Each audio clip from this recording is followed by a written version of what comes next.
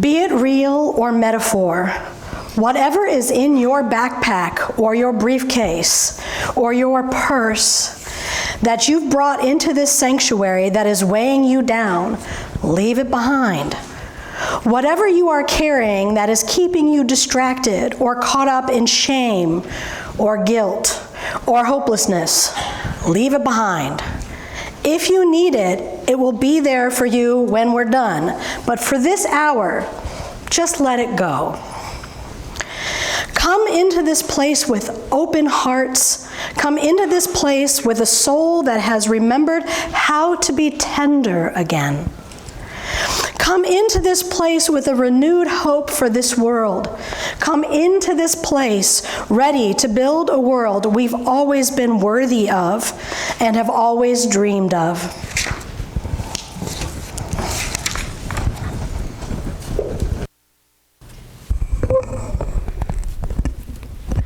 Welcome to Holston Valley Unitarian Universalist Church. I am Sarah, and I am your service leader for the day. Today, as COVID levels have been rising in our area with a new variant, our risk assessment team has determined that for everyone's best interest and safety, we are operating at a high risk level. This means that masks are required for everyone. Each of us participating up here this morning has taken a rapid COVID test with negative results and thus can choose to unmask while here at the podium. High status now permits for 1 or 2 singers at the podium or on the dais here, plus gentle singing on your part with your mask on. High risk level still means no coffee hour, but you are welcome to talk and socialize after the service, especially outside. If you're with us on the internet or you're sitting with us in the chairs around me, we are one community, united in our commitment with each other and our commitment to live out our principles in the world. As we begin today, I want to remind you to leave your electronics on silent or vibrate. For the comfort of our friends with sensitivity to fragrances, please leave this space to my right as a fragrance-free zone. Thank you for wearing your red, yellow, or green wristband, which indicates your comfort level of interaction with those in our community. In the pulpit this morning, Rosemary will offer her insights on the concept of guilt, which for her is a throwback to her upbringing in the Catholic Church. Rosemary has been a part of this congregation since 2006, having moved to the area from Florida with her husband, Brian.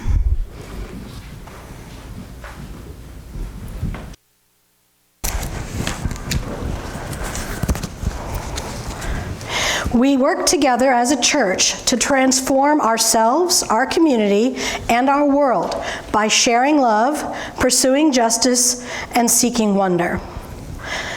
I am Rosemary, and we welcome you, old friends and new, young and old.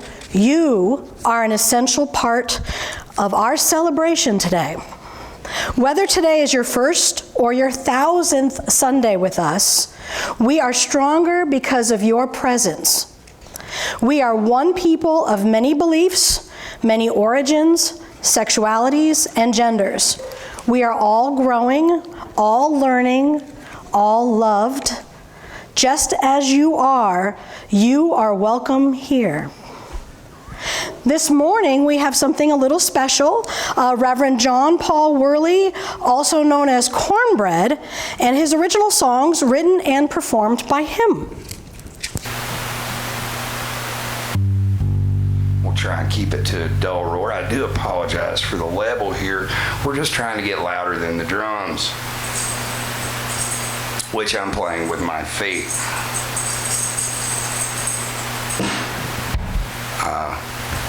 Save on labor that way,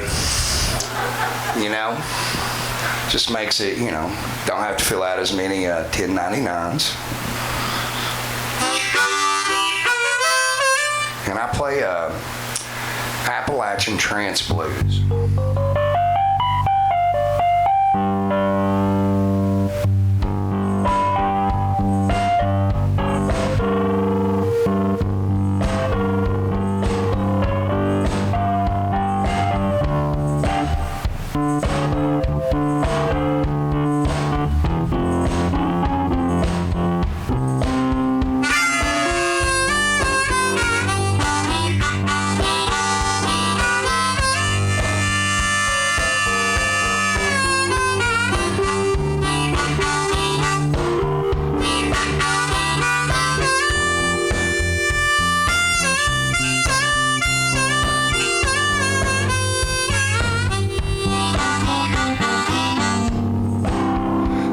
as you walked on down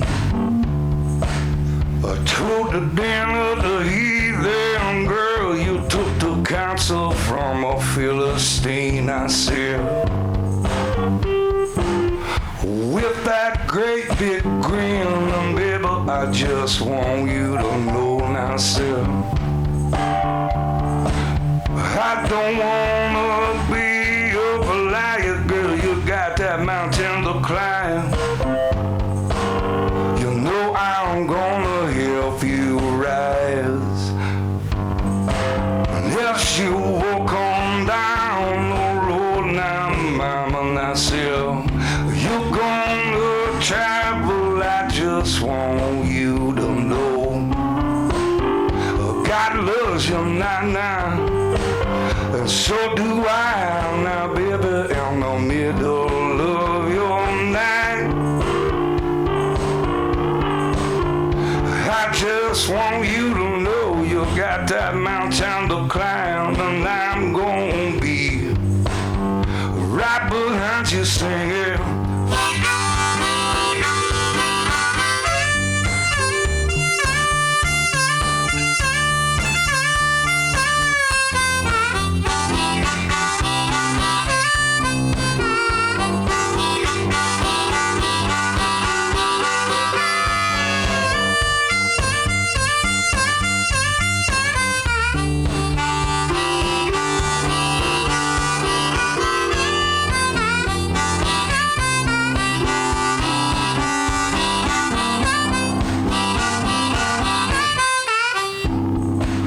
Just like me, Shadrach, baby,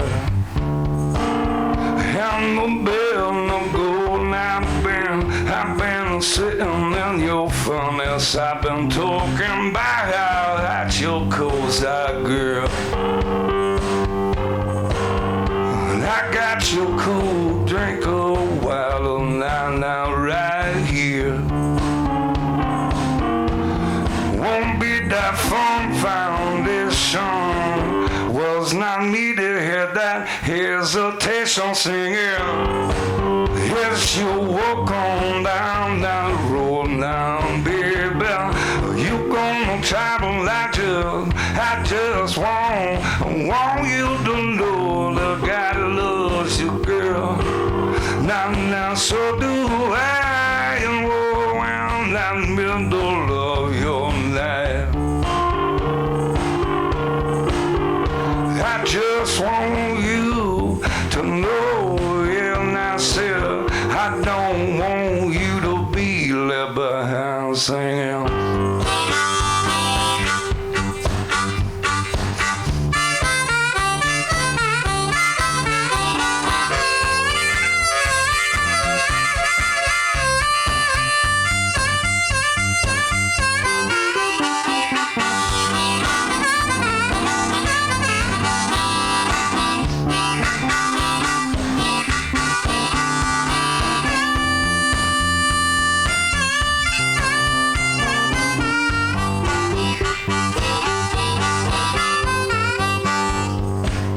Just like a holy Roman soldier, I've been cast down a mountain like God's boulder. Now I said I must be moving on. I got no more singing, and I just want you in the middle of your night. I said when I said life gets down like a giant, I just want you singing. Yes, you walk on down the road, now, mama, you gonna travel. I just want you to know, yeah.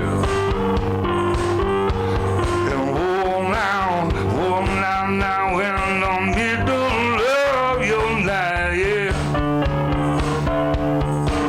Take your sling like David, and go on, I said, and cast that stone, yeah.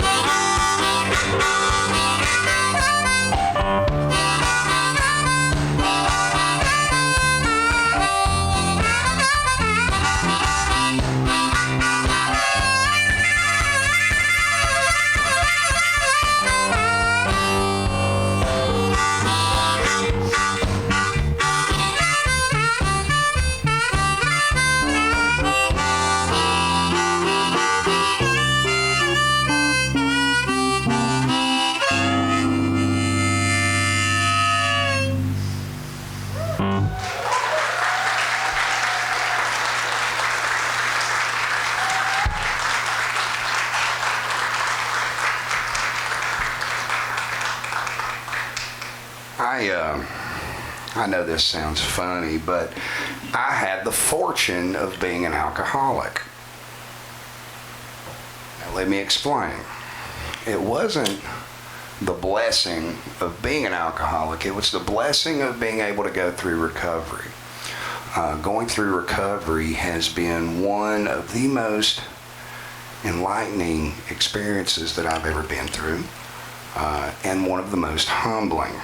I think all of us at any point, regardless of what you believe in, whether or not it's Ooga Pooga that lives in a puddle behind your house, if Ooga Pooga, has you see Ooga Pooga in other people, and you want to get down, then I'm down with Ooga Pooga. I want to read that story. But I think all of us just coming to a point in our lives where we see something greater than ourselves is a huge, huge part of any person's spiritual growth. And that's why I say that I feel very blessed to have gone through that.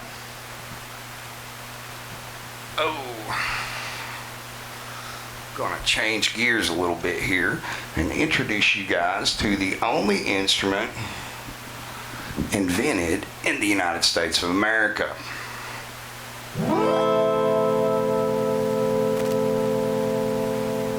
This is an auto harp.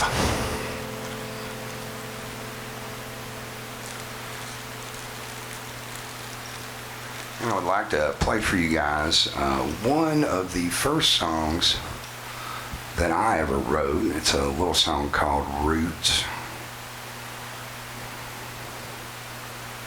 And it's about finding something greater than yourself and going through what you need to go through to find the perseverance that you need to find.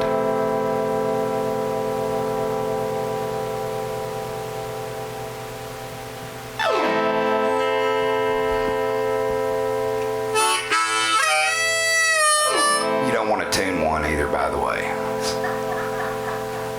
I've gotten really good at it. I think I got a 5-minute tune on it before I was able to get in here. It's a far cry from the 45 minutes when I first got the instrument.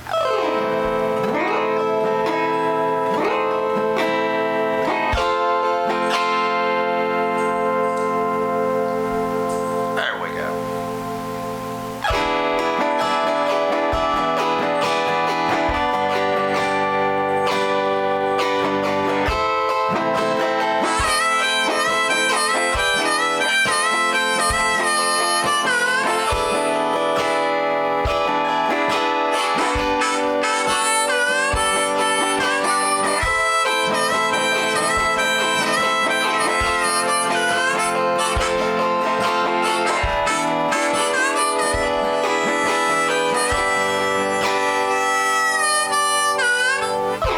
Sits on the back tonight with his hand in his pocket and his coat pulled tight. And there's a thought inside his brain, a disconnected self, about to go insane. And he asks himself why his life is on the shelf. And life begins to seem like some cool monster or unwakeable dream. And I say, put on your darker sunglasses.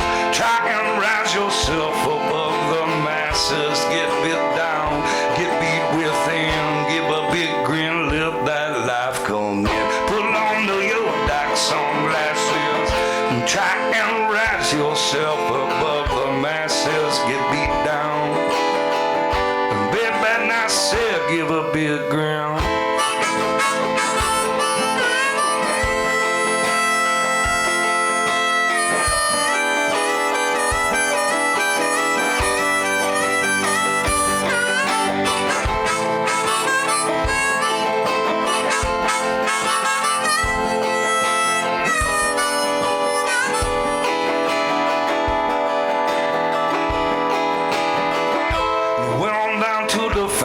Tree looking for roots and no reason to be.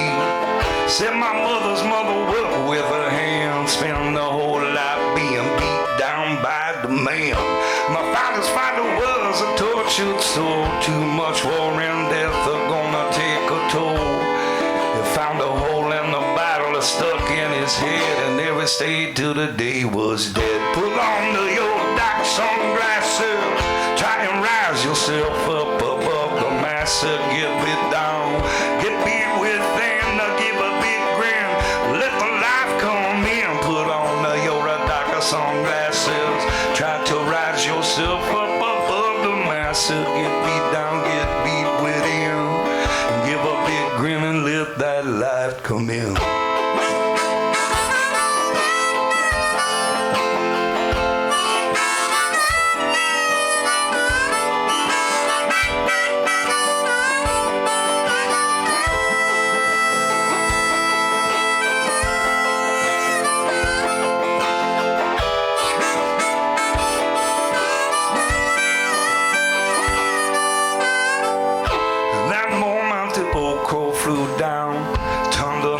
Said with a frown, slow goes its widest said as it sat on my tombstone, baby, and flew through my head. Said the choice it must be made, baby, what you gonna be? The latest link in the chain of misery, or something else entirely. Put on your dark sunglasses, try and rise yourself up above the mass. Get beat down, get beat with them. Give a big grin, singer. Put on your dark sunglasses. Try and rise yourself up above the masses. Gonna get beat down, baby. Gonna get beat with them. Give a big grin, baby. Give a big grin. We gonna let the light, gonna let a little light, gonna let a little light. Won't you let my light? Won't you let my light? Let my light shine from within, yeah, yeah, yeah.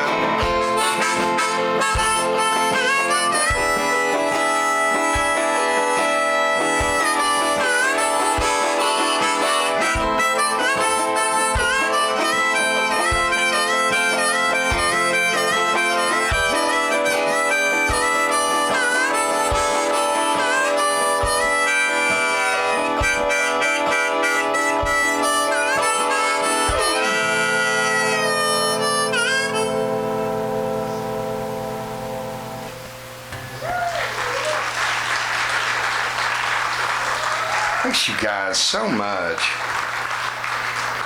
If you guys get bored, you can go over to cornbreadblues.com. That's B-R-E-D, like inbred. I'm trying to not lie about it. I'm the most genetically diverse inbred person you've ever met. When you're from Appalachia, this is just how it goes. One side of your family tree is going to look like a white ruler. The other side of your family tree is going to look like the back of a rusty iron skillet. Amen. And I'm all right with that. It makes pretty babies. But I wouldn't know. That I know of. Anyway, guys, let me share with you guys a song, and it's so funny. I had no idea that either one of my grandparents played music. But at one point, my grandmother picked up a guitar and started playing this song. I guess I was about 15 at the time, and I was like, where did that come from? But apparently she used to hop the rails and go play some music. That's what she was into. I ain't playing. It was crazy. They'd hop the train in Morristown, go to Knoxville, go to the midday merry-go-round, right? And then, craziness. Anyway, maybe that's where I get it. But this is a little song that has kind of an interesting story.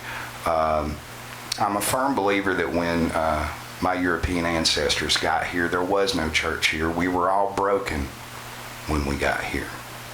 We were being hounded, we were being persecuted, but there was one church that was here, and that was the black church. And as you ethnomusicologically get to looking at it, you will see these songs that will be treated one way in the African American church and one way in the missionary Baptist Caucasian church, which ain't even really Caucasian when you think about it. But in any event, this is one of those songs. This is a little song called Wayfaring Stranger.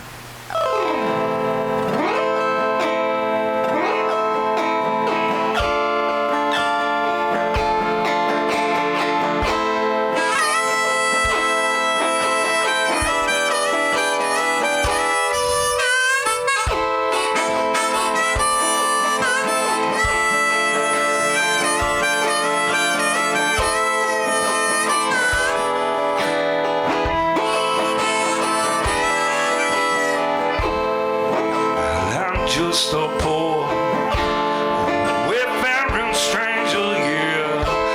I've been walking through your world, baby, below, and I know there's gonna be no sickness, there's gonna be no total danger in that bright land to which I go, and I'm going there.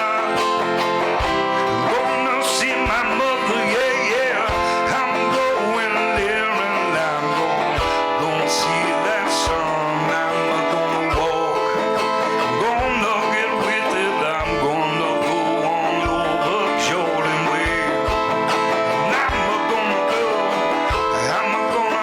go on home.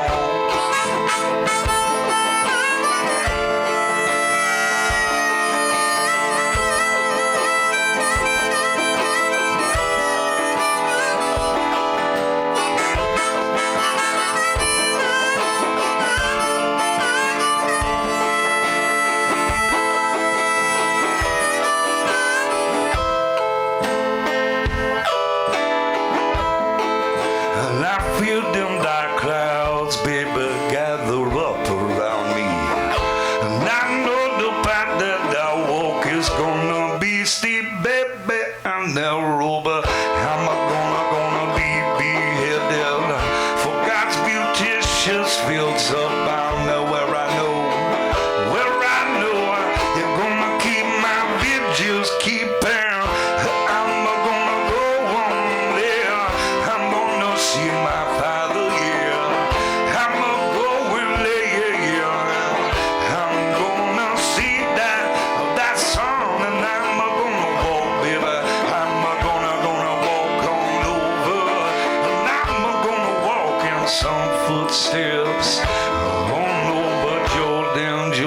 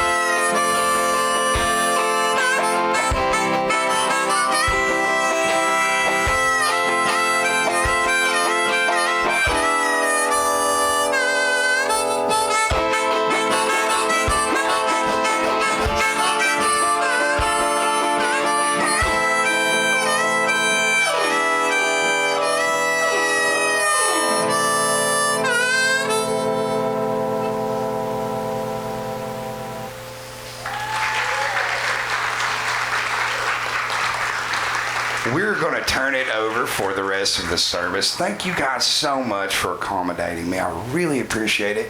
And remember, go check out cornbreadblues.com, B-R-E-D, for the further adventures. Thanks, you guys, so much. Come to this community with all that you are. Your joys and your concerns are welcome here. We share our moments of joys and sorrows with us through using these candle cards if you are with us in person, or by emailing Reverend Tiffany at minister@hvuuc.org with the words candle card in the subject line. Please make sure to indicate whether or not you would like the card read aloud in the service, which is still being broadcast publicly on YouTube. And I have two with us today. I have one from a anonymous. She says, a cancer diagnosis in the family. And we have another from Reverend Tiffany. And it says, one moment. Dear church family, I am so grateful for the many ways you have supported me and my family in the last 10 days in the wake of the death of my father. Thank you for those who have the food. Thank you for the food deliveries. Thank you for those who showed up at Dad's memorial. Thank you to those who have stepped up to take on today's service. Thank you for the prayers and supportive energies and good thoughts you have had for us. Thank you for giving me the time and space to grieve and be with my family. I cannot believe how lucky I am to share this ministry with you all. I will be slowly getting back into the swing of things starting Tuesday, and it will be so good to reconnect with you all and honor my dad's spirit through our work. With love, Reverend Tiffany. If you want a candle to be lit for yourself, a loved one, or a situation close to your heart, I will invite you to make that request by standing or by raising your hand when loving kindness plays, which will happen in just a moment. Then I will acknowledge each of you with a motion of my hand, and you may sit down or lower your hand after I have done so. And we light our first candle for those of you who are not in the building, but are ever in our hearts and minds.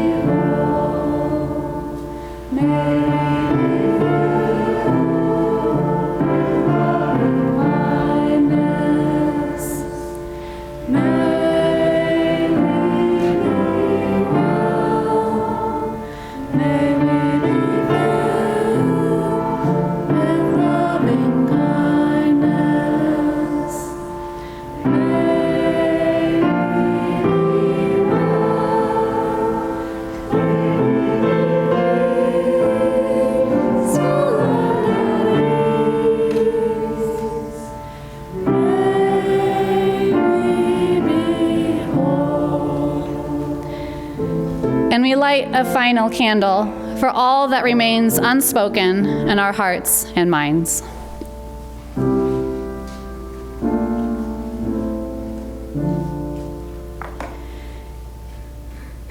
Here is where I found my voice and chose to be brave. Here's a place where I forgave someone against my better judgment, and I survived that. And unexpectedly, amazingly, I became wiser. Here's where I was once forgiven, was ready for once in my life to receive forgiveness and to be transformed. And I survived that also. I lived to tell the tale.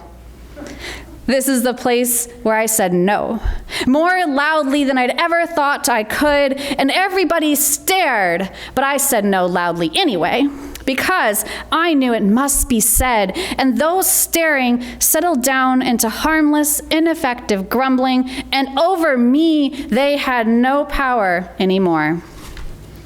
Here's a time, and here's another, when I laid down my fear and walked right on into it, right up to my neck, into that rolling water. Here's where cruelty taught me something, and here's where I was first astonished by gratuitous compassion and knew it for the miracle it was, the requirement it is. It was a trembling time. And here, much later, is where I returned the blessing clumsily. It wasn't hard, but I was unaccustomed. It cycled round, and as best as I could, I sent it back on out, passed the gift along. This circular motion, around and around, has no apparent end. Here's a place a murky puddle where I have stumbled more than once and fallen. I don't know yet what to learn there. On this sight, I was outraged, and this rage sustains me still. It clarifies my seeing. And here's where something caught me: a warm breeze in late winter, birdsong in late summer. Here's where I was told that something was wrong with my eyes, that I see the world strangely. And here's where I said, yes, I know, I walk in beauty. Here is where I began to look with my own eyes, and listen with my ears and sing my own song, shaky as it is. Here is where, if by surgeon's knife, my heart was opened up, and here, and here, and here, and here. These are the landmarks of conversion. Good morning. Good morning. I cannot remember a time in my life that I did not feel the weight of guilt. Guilt has been with me as a feeling and a topic of reflection for a long time. I recognize it as an effect of my upbringing. Maybe it's a little bit of who I was going to be no matter what, but it's a very Catholic upbringing. I was raised Catholic. Not only raised, but conceived Catholic. I was baptized into the Catholic faith a day or two after my birth. A year later, I was adopted into an amazing Irish-Italian Catholic family through Catholic Charities, the organization, and I was baptized again, and this time as Rosemary Kathleen. I went to St. Gabriel's Catholic grade school. I had my first Holy Communion in 3rd grade. I went to CYO, that's Catholic Youth Organization camps in the summer, Salesian Sisters Camp. I took the sacrament of confirmation, and I took the name Rosemary Kathleen Ann.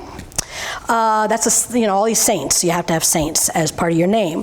And I attended all-girls Mercy High School. I lived in hideous blue, black, and white plaid skirted uniforms for 12 years. I prayed my rosary. I followed the rules of Lent, no meat on Fridays, and I tried to find something special to me to give up during Lent, to atone. I went to confession regularly, reciting the words, "Father, forgive me, for I have sinned. It has been X days since my last confession." And I took it very seriously. I joined the high school PACE group, which is short for Promoting a Christian Environment. I had a goal for my future self when I was a teenager, that I would adopt as many unwanted kids as I could. I fervently and earnestly wanted to be a good person. I absorbed all those messages. Do good works. Be good. But hey, sinner, you can never be good enough. Good enough is reserved for saints and the Father, the Son, the Holy Spirit. And of course, Mother Mary. I like her. It was my mid-teens that I started to question some of the strict black and white of Catholicism, and how out of touch those absolutes were with the messy shades of gray in the real world. Where was the compassion? By 17, I no longer believed in the religion of my birth. Basically, I gave up Catholicism for Lent.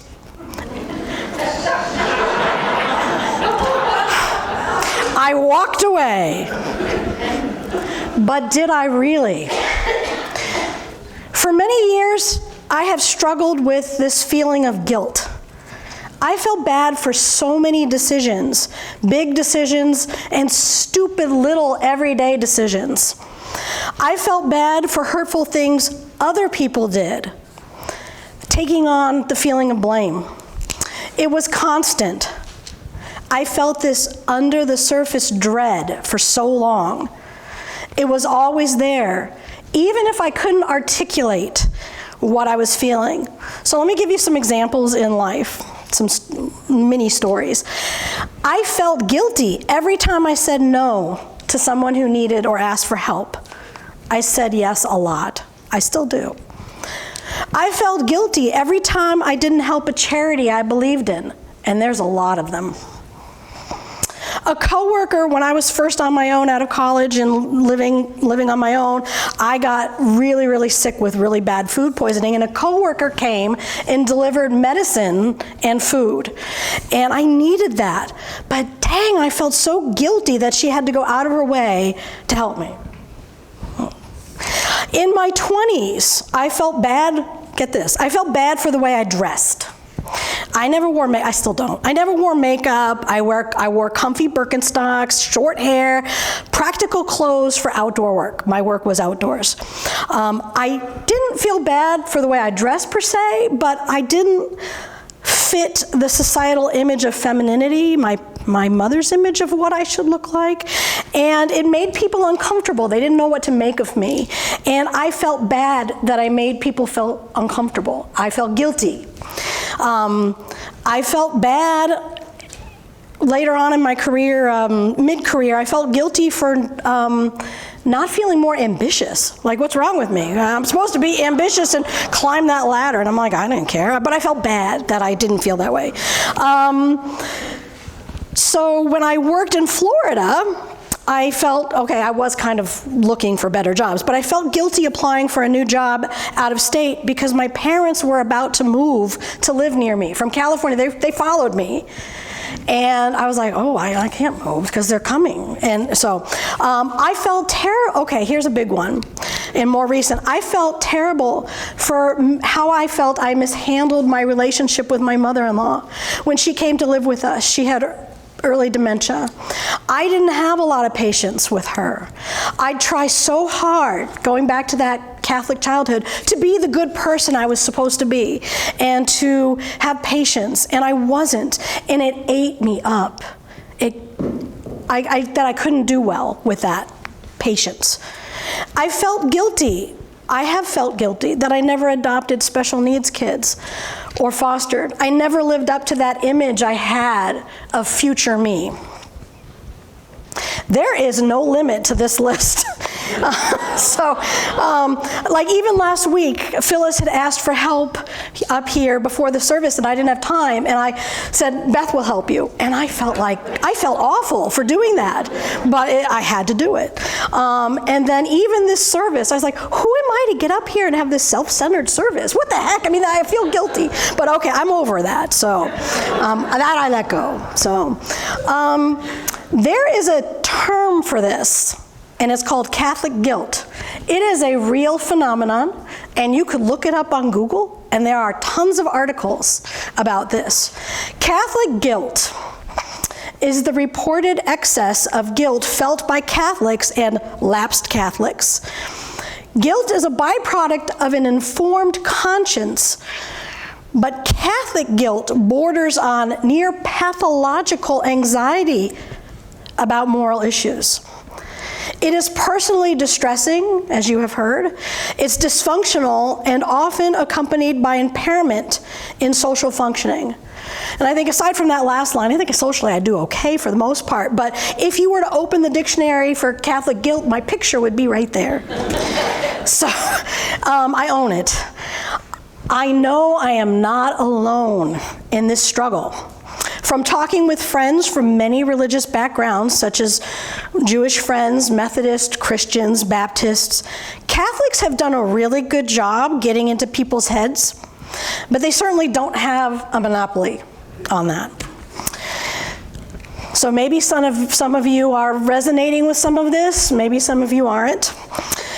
So as an adult non-Catholic, several friends called me out on this way out of proportion sense of guilt. A good friend, Chris, also a former Catholic, berated me several times when I'd express how bad I felt about the new guilt of the day. He'd verbally shake me and urge, hey, Rosemary, let it go. Just let it go. Stop feeling guilty. I was screaming in my head, how do you do this? How do you turn this thing off? He told me feeling guilty is a choice, and I wanted to smack him. Why would I choose this? So a few years, that was the 90s. A few years later, my friend Sandy, some of you know her, she would take me to task with some refrain, the same refrain of, let it go. She told me several times that she thought the Catholic religion really messed me up. Chris and Sandy got me thinking, though, and recognizing this guilt of the day syndrome, Catholic guilt. I hadn't seen the pattern before. I've been chewing on this concept of guilt ever since. And I've tried really hard to let it go, even though I don't quite know how to do that. So I look at some of the examples I gave you a few minutes ago, and I question, did it really control me, or did I let some of that go? Maybe I'm not as bad as they thought I was. I don't know. So, like, okay, for instance, in some cases, yes, it's controlled me and it's almost paralyzed me, and I don't like that. So when my parents were just moving to Florida near me, I ended up not taking a new job offer outside of Florida. I stayed because of that sense of guilt. How awful would it be to up and leave right when your family moves here, right? I needed to be the good daughter. Well, and there's an upside that I did meet Brian after those years, and so there's a good behind that, so that worked out okay. And if I allow myself to delve into memories of the years that Brian's elderly mother lived with us, I will feel a crushing sense of guilt. Sometimes it overwhelms me. I don't know how to just get over it. I don't know how, other than don't even think about it. Don't go there, don't think about it. All I can do now is promise myself that what I learned about best practices in working with somebody with dementia, that I need to apply that to somebody in the future. For all I know, that may be facing me with my own parents. And let me learn from my mistakes and do better. So that's the best I can do. And I vow to do better next time. There are a lot more times that I've felt guilty, but didn't let the feeling control me, so yay me. I didn't change how I dressed just to fit the societal image of femininity. I stayed practical and comfortable, and for the most part I still do. Just because I feel bad that I can't help everyone, no, I don't give to every worthy charity. I can't. I can feel bad about other people going out of their way to help me. I kind of talked about that July 4th. But I do now. I am capable now. I have changed that I can joyously and very gratefully accept help from others. Thank you. So, I am still not ambitious in my career. I told my boss last week, I said, I am perfectly happy where I am doing what I'm doing. I want to do a good job, but I don't need to climb the corporate ladder. I do not want to manage the department. I do not want to be a product manager. I don't care. Despite feeling guilty then and still now, I did not stay in Florida. You see me right here. I love this life. I love this community. I love you. I will, and I have no regrets. I will help my parents out however I can, but I will not be moving back to Florida to live near them. So I've progressed. So this awareness of this guilt started in the 90s with those first conversations with Chris. I have thought a lot about this guilt thing over the years, obviously. This is my personal journey. I tell you what, we can call this my guilt trip. This cheap shot.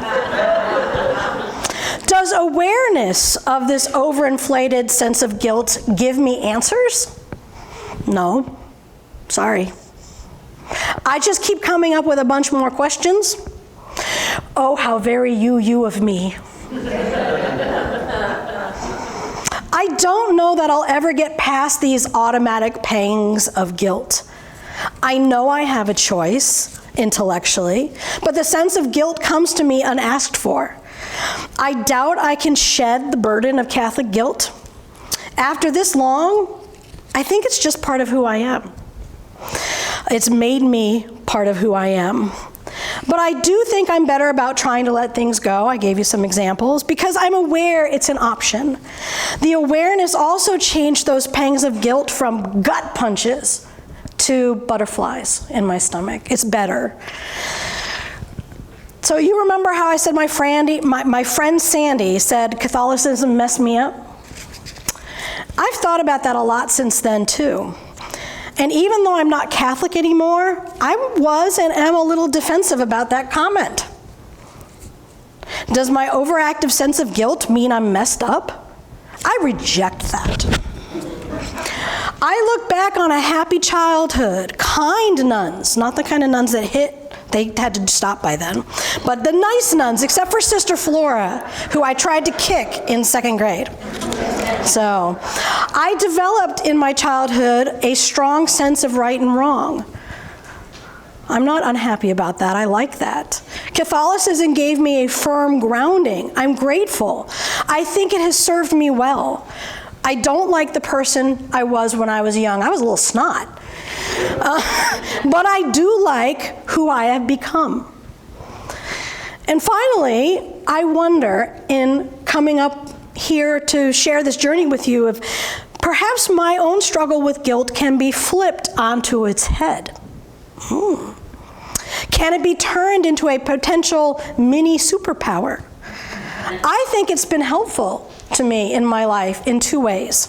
First, I know I won't always get it right, but I can learn and I can improve. I feel that self-improvement beats being paralyzed into inaction any day. I would much rather go to the self-improvement route. And second, I recognize in myself a strong sense of empathy, especially towards people who are hurting. It helps me connect with others, and I want the best for others. I may not always be able to act on it due to distance or money or, oh darn, social anxiety. I don't have the courage to go up and talk to you, but I want to. Sometimes I do. But when it comes down to it, I choose living with this guilt if it means I can empathize with others. That's what it's given me. Thank you for choosing to share this time with me. If you carry the burden of guilt, you are allowed to let it go. Like the opening welcome and our benediction at the end is let it go. Easier said than done, right? You are welcome. You are allowed to let it go if you can. But if you are like me and you still struggle with that whole letting it go part, then I lift you up in your own journey of awareness. Call me. Let's talk it over. A cup of tea. Thank you.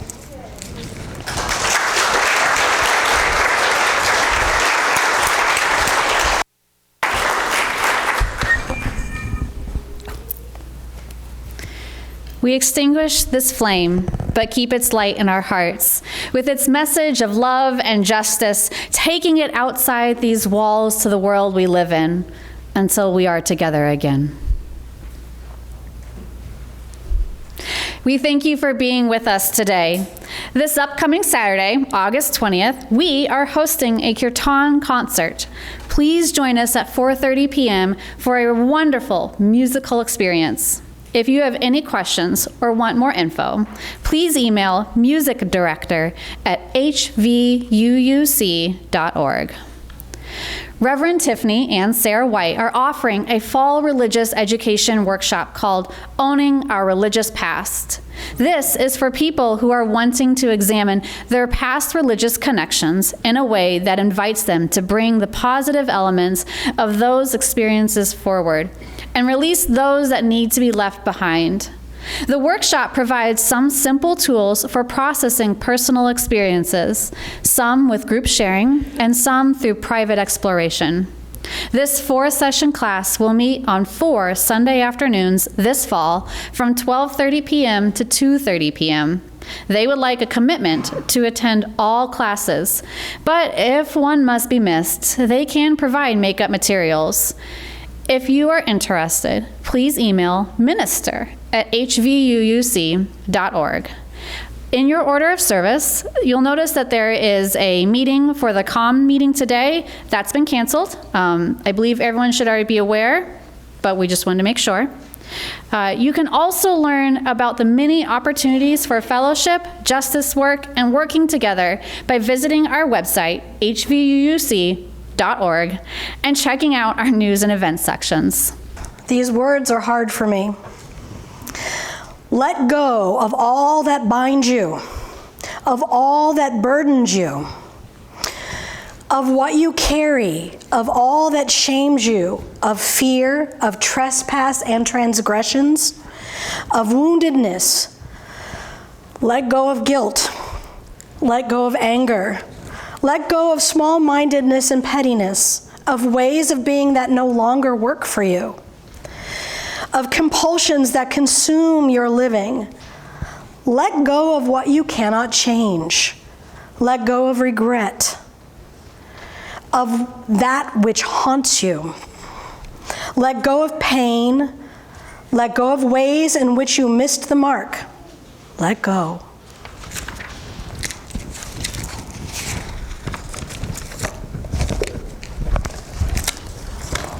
I'm back.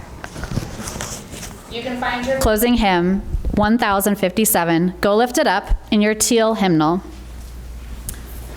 Looks like this. And this is also when we will pass the offering plate. The contributions that you make during the offering supports the ways that we care for each other within this community, and also gives us the resources we need to stretch out beyond these walls to make a positive impact in the world. If you're making a pledge payment, please mark it as such. And thank you so much for your contributions. Please rise in spirit or body and sing Go Lift It Up, 1057 in the teal hymnal.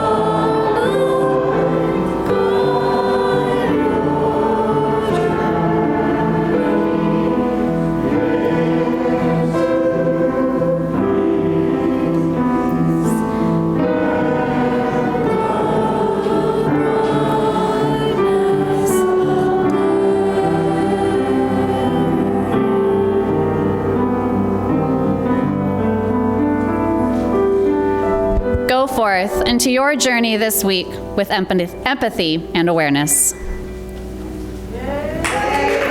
Yay, church!